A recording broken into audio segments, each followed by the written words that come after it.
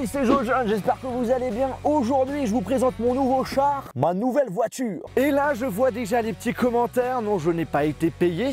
J'ai juste la chance d'avoir un prêt sur du long terme grâce à Ford. Et pourquoi j'ai voulu cette voiture? Parce que déjà, elle est plutôt classe. On va pas se mentir. Elle est remplie de technologie. Et ça me change de ma vieille Corsa de 2001 qui galérait pour monter et surtout pour doubler les gens. Là, je peux vous le dire, ça change la vie. La voiture est toute personnalisée. Déjà la couleur rouge métallisé. Oh, je viens de faire une rime. Petite âme de poète.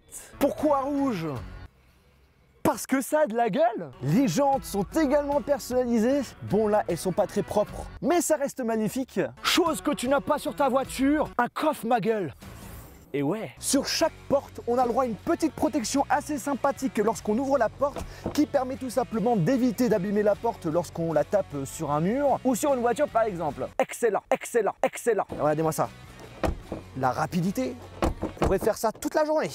La voiture, elle est full option avec pas mal d'options tech assez sympathiques. Déjà, tout autour de la voiture, on a plein de capteurs qui vous facilitent la tâche lorsque vous allez vous garer. À l'arrière de la voiture, exactement ici, on a le droit à une caméra grand angle qui vous permet tout simplement d'avoir une bonne vision quand vous allez reculer et qui permet notamment d'éviter de foncer sur les gens. Et justement, lorsque vous allez vous mettre en mode j'ai envie de reculer dans votre voiture, eh bien la caméra va s'activer et on aura la vidéo de la caméra qui va s'afficher directement sur l'écran de la voiture.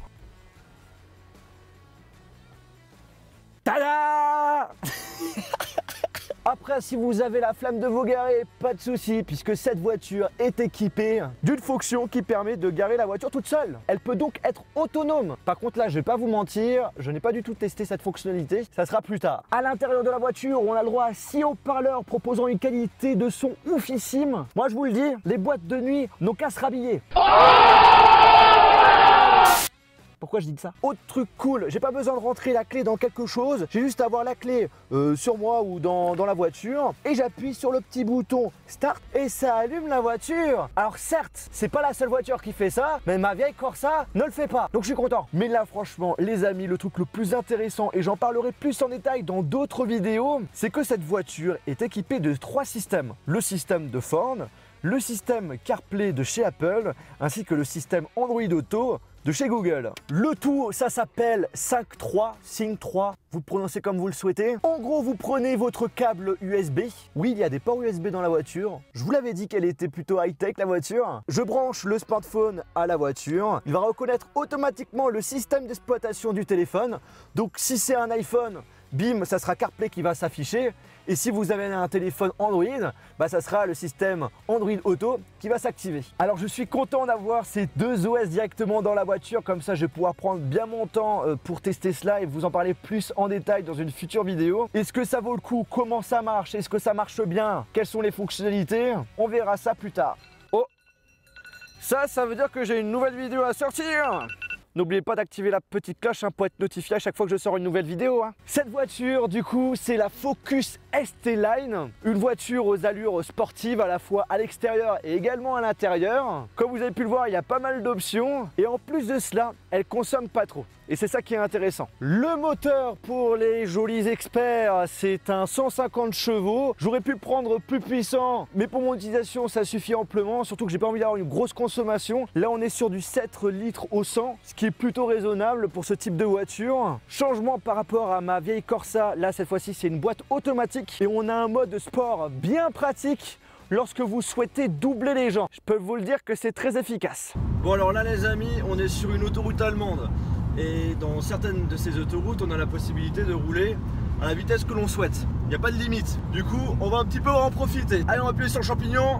Là, 120, 130, 140. Là, on monte à 160, 170,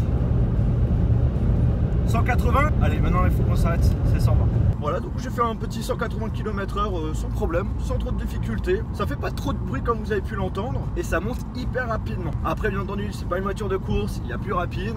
Mais pour un moteur de 150 chevaux, je trouve que c'est plutôt pas mal. Sur ce modèle, au niveau du volant, à droite et à gauche, on a le droit à des petites palettes pour modifier manuellement la vitesse. À droite, j'ai des petits boutons pour augmenter, baisser le volume, changer de musique, activer Siri. Ensuite, on a le droit au klaxon.